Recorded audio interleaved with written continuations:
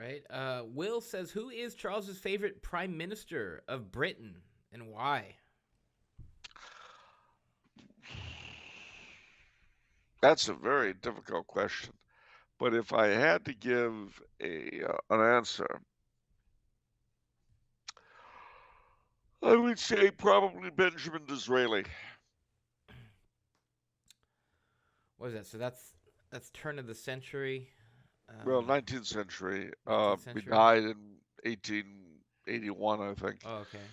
Lord Beaconsfield. He was the founder of the Conservative Party. He did some things I really don't like, but he was a very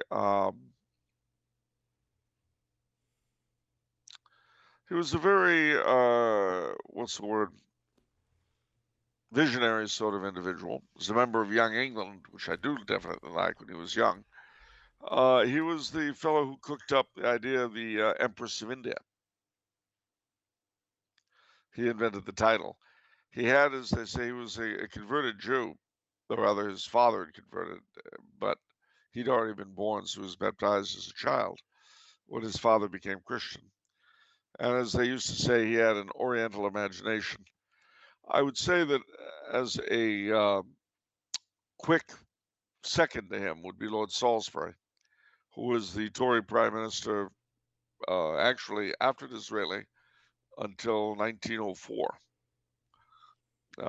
Partly because he was the last peer to serve as Prime Minister, but also because of his sponsorship of George Wyndham as First Secretary for Ireland.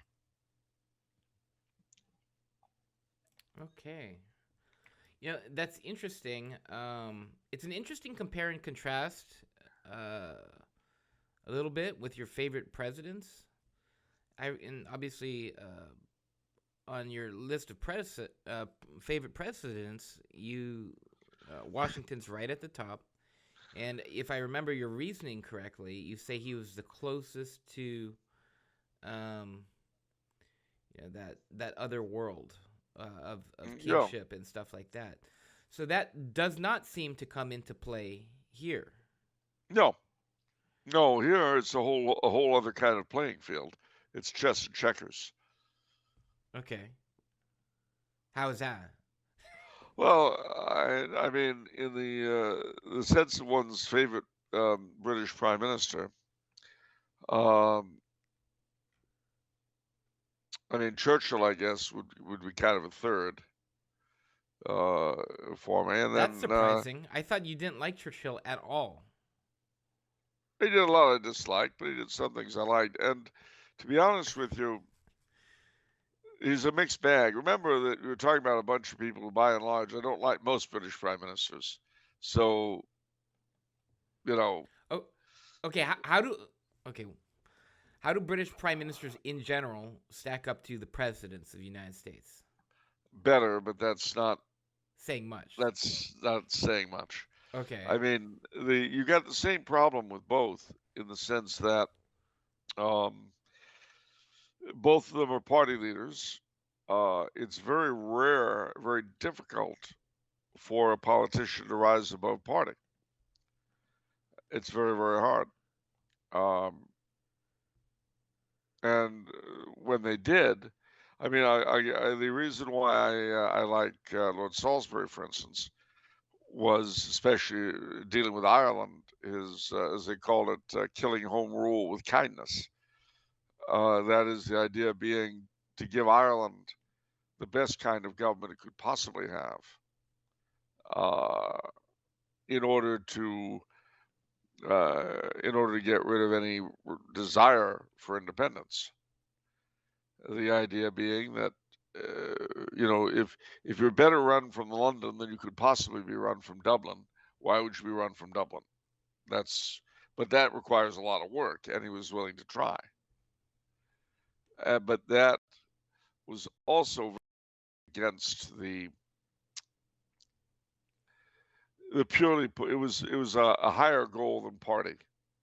It was a higher goal than whereas his opponents at the time in the Liberal Party, they pushed for home rule purely to get a majority in Parliament It's a little bit like the Spanish Prime Minister today, who's willing to pardon the treasonous Catalan leaders so long as they'll vote to keep him in power. Hmm. That's pure party. That's just, I'll sell my soul to the devil as long as I can sit on top of the trash heap. Hmm. Not that there's anything wrong with that. I don't want any politician to think that I would dream of censuring their behavior as they go to hell. All right. Um, taking this back a little bit to your prime ministers. For some reason, I'm thinking. I feel like I have read enough of your writings to say that there's. I feel like you've said favorable things about Lord Frederick North. Oh, well, yes, Yeah, yes, that right. just hit me. Yeah, all right, Lord North would be my I mean, favorite. I knew there was something there. Lord North, Something fell off to me. yeah, yeah, you're So, right. Lord North's my favorite British prime okay. Okay. minister, without a doubt. Guy knew his place. Definitely Lord North. He did as he was told. But again, he saw himself as the king's first minister, Right. not as the head of the government. Okay. If you Okay. see the difference, Yeah. you see what always makes me giggle about the word minister is that it means servant. Yeah. But if you know anything about governments today, especially, you'll be hard put to find a cabinet minister in any country who considers himself the servant of anybody, God, king, or people. Yeah. So could He's you just about me. could you explain to everybody why you like Lord North so much? Well, sure, I don't mind explaining. Yeah. Lord North, basically, when George III became king, Britain was very deeply under the claws of the Whig oligarchy that had actually begun in origin with the people who were given the monastic lands by Henry VIII. They became a real force in the period before the Wars of the Three Kingdoms, the so-called English Civil Wars.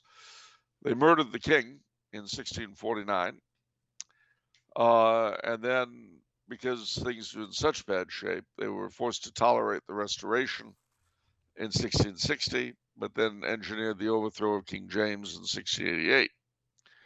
And they fended off each of the Jacobite rebellions to remain firmly in power at the time that George III became king. Now, they had actually tightened power a bit because um, James II's daughter and the last Stuart to actually occupy the throne, Queen Anne, she had retained, although Parliament was sovereign as a result of 1688, she still retained a great deal of influence, especially as regarded choosing her prime minister. And she presided over cabinet meetings and was definitely a part of government. Not the final say, not the end all and be all, but a big part. Well, when she died and was replaced by George I, who spoke no English, the prime minister ended up usurping everything because the king spoke no English and really didn't care about England. And that was the case through two generations. But then George III comes along. He's born in Britain. His first language is English. And as he said himself on his inaugural speech, I am the first of my family to glory in the name of Britain. And he did. So his idea was to restore not 1688, but 1708. That is to say, the way things have been under Queen Anne.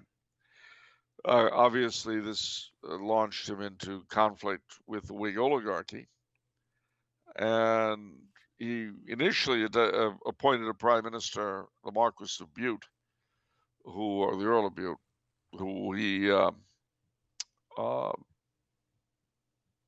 wanted, but Bute was forced out, and he was forced to endure the slings and arrows of outrageous faction as the different Whig factions mismanaged the country ever further. But slowly but surely, the king worked. He gathered friends in Parliament. And that was actually the beginning of the modern Tory party, the king's friends.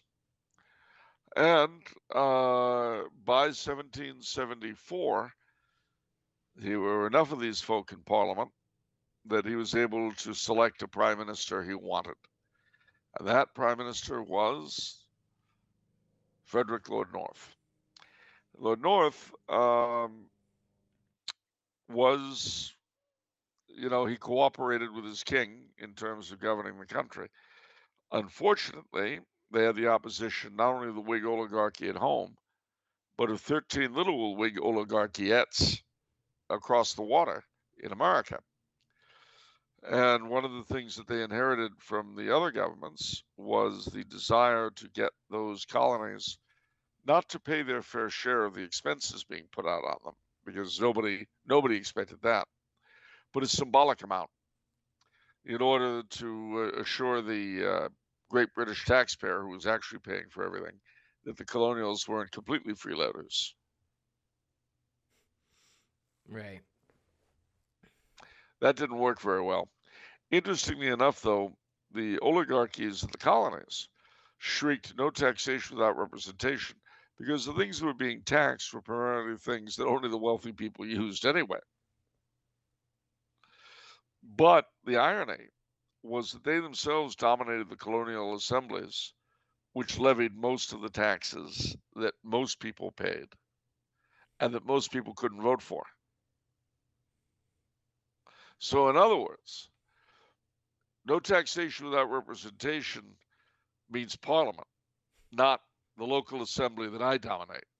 Because, see, I'm in charge here, and here it's okay. But when I'm the one who's not being represented, then there's a problem. That makes sense. That sounds. That's very on brand.